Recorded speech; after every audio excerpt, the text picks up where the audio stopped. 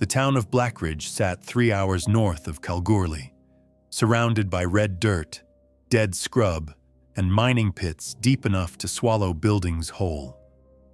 Most people only stopped there for fuel or work. The gate appeared 6 days earlier inside shaft 12 of the old iron ore quarry, turning the already dying town into front-page news for exactly 48 hours before the cities lost interest. The Hunter Association classified it low-risk Goblin dungeon, E-rank threat. Mining resumed around the quarantine zone by the next morning. That told Lucas Reno everything he needed to know. Cheap dungeon, cheap operation, cheap hunters, which meant disposable hunters. Rain hammered the corrugated roof of the temporary operations shed while Lucas checked the magazine in his pistol. 8 rounds. Not enough. Never enough. His spear leaned against the plastic table beside him, the steel tip recently sharpened by hand. No enchanted gear, no mana armor. Just an old combat spear bought secondhand from a retiring hunter in Perth. Across the shed, the other raid members laughed over takeaway coffee. Kev Doyle led the group. C rank. Local contractor hunter. Big reputation in small towns. Lucas didn't trust him. Didn't trust any hunter who smiled too much before a dungeon run. "You right there, Reno?" Kev called. "Or you planning to faint before we start?" The others laughed. Lucas ignored them and pulled on his brown work jacket. Regular clothes, dust-stained jeans, work boots. Same thing most D-ranks wore once the association stopped pretending low-rank hunters mattered. Outside, mining floodlights illuminated the quarry through heavy rain. Massive excavators stood silent near the gate zone like sleeping metal dinosaurs. The portal shimmered halfway down the mining pit. Blue light reflected off wet stone. Beautiful. Wrong. Lucas stared at it too long. Something tightened in his gut. Goblin dungeons usually flickered erratically. This one pulsed steadily, like breathing. "Move it!" Kev barked. Lucas grabbed his spear and descended into the quarry. The air changed instantly after entering the gate. Cold. Wet. The dungeon tunnel stretched downward through rough stone walls reinforced by old mining beams consumed by glowing blue fungus. Water dripped steadily somewhere in the dark. The smell hit next. Rotting meat. Lucas frowned immediately. Too strong. "Bit nasty in here," one of the E-ranks muttered. Kev kept walking. "Relax. We clear the nest. Association signs off. Everyone gets paid." Lucas scanned the tunnel carefully. Goblin tracks covered the mud. Hundreds of them. Too many for an E-rank dungeon. "You sure this was scouted properly?" he asked. Kev didn't even turn around. "You questioning association reports now?" Lucas stayed quiet. That answer was enough. Further inside, they found mining equipment scattered through the tunnels. Broken helmets, rust-covered drills, bloodstains. No bodies. Which was somehow worse. The mage traveling with them nervously adjusted her headlamp. "I heard miners disappeared before the quarantine." "Rumors," Kev replied. Lucas noticed claw marks gouged deep into the walls beside them. Not random scratches, deliberate markings, symbols. The tunnel suddenly opened into an enormous excavation chamber, and Lucas stopped cold. Bodies, at least a dozen, miners, hunters, half-eaten remains scattered across the cavern floor beside overturned equipment. The room fell silent. One of the E-ranks gagged immediately. Lucas crouched beside a corpse wearing Hunter Association armor, still fresh, maybe 4 days dead. "Why weren't these recovered?" he asked quietly. Nobody answered.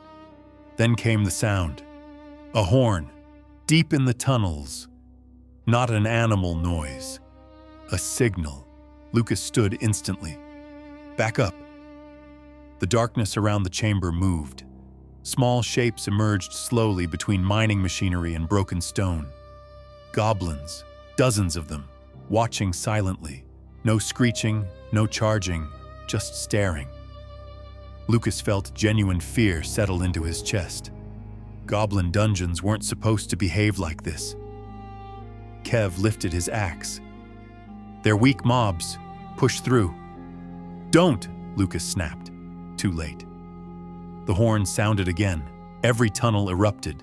Goblins flooded into the chamber, screaming violently, crude weapons raised overhead.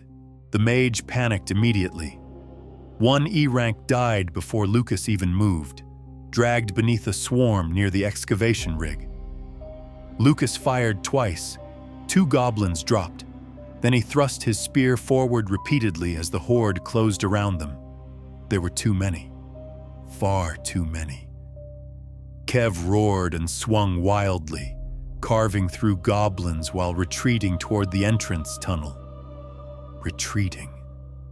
Lucas realized it immediately. This wasn't a fight. They were abandoning the chamber. "Move!" Lucas shouted at the others. Another hunter disappeared screaming beneath clawing bodies. Lucas backed toward the tunnel entrance beside Kev. Then the steel emergency blast door slammed downward between them. Lucas barely avoided having his arm crushed. For a second, he just stared. On the opposite side of the steel bars, Kev stood breathing heavily. Rainwater dripped from his helmet. The goblins closed in behind Lucas. "Kev!" Lucas yelled. Kev looked away. "Sorry, mate." Then the hunters ran. Leaving him alone in the dark, Lucas ran. Not heroically, not bravely, just desperately. Goblin screams echoed behind him through the mining tunnels while he limped deeper underground, clutching his bleeding shoulder. His pistol had 3 rounds left. His spear felt heavier every minute. The dungeon shifted strangely around him. Mining tunnels became cave systems. Fungus spread thicker across the walls, glowing brighter the deeper he descended. Several times Lucas found old campsites, abandoned. Dead hunters sat against walls, still wearing cracked armor and dust-covered helmets. Nobody had recovered them. Nobody had even tried. Eventually, he found a maintenance room untouched by the goblins. Inside sat an old association crate, empty except for documents. Lucas opened one folder and froze. Dungeon evolution confirmed. Higher casualty risk accepted.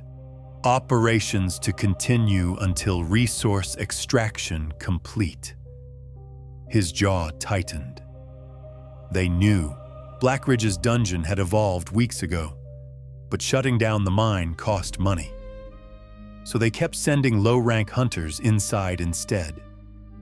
Disposable people solving disposable problems. A sound echoed outside the room, soft footsteps. Lucas slowly looked toward the doorway. A goblin stood there wearing a miner's helmet, its yellow eyes reflected in the dark. Then it spoke. Broken. Raspy. Enter. Lucas felt cold all over. Hours later, Lucas finally saw moonlight. A collapsed ventilation shaft climbed upward through broken rock toward the surface. Freedom. Behind him, goblin shrieks echoed closer. Lucas dragged himself upward using one arm while blood soaked through his jacket. Every movement felt like fire. The shaft shook violently. Something large climbed below him. Fast. Lucas looked down. The Goblin chief ascended through the darkness wearing scavenged hunter armor and carrying a rusted mining pick. Human teeth hung from cords around its neck. Lucas almost slipped from exhaustion. The creature lunged upward. Lucas drove the spear downward with everything left in him. The steel tip punched through the goblin's mouth and into the shaft wall beneath.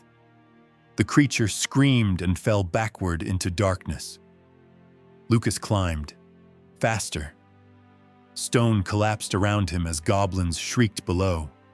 Then cold rain hit his face. Real rain. He pulled himself onto the surface beside the quarry fence just before dawn. Floodlights illuminated the mining site. Emergency crews moved between vehicles below. Hunters, association officers, police. Lucas staggered toward them. People noticed him slowly. Conversations stopped. Kev turned around near the operations shed, his face drained pale. "Lucas," the mage whispered. Lucas could barely stand. Mud covered him.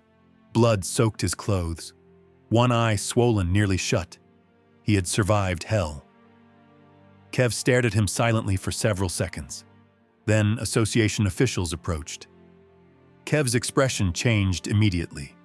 Cold, professional. He shook his head slightly. "Sorry, mate," he said flatly. "Don't know who you are?" Lucas stared at him.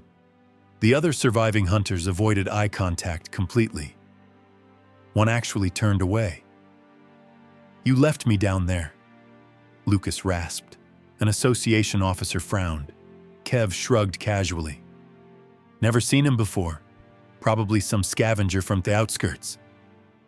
Lucas looked around slowly. Nobody defended him. Not one person. The rain fell harder across the quarry. Behind them, the gate continued glowing deep inside the mining pit. Business as usual. Lucas laughed quietly through broken breaths. Not because it was funny. Because after everything down there, he finally understood exactly what a D-rank hunter was worth. Nothing. He turned and walked away from the mine alone while the people who abandoned him pretended he had never existed at all.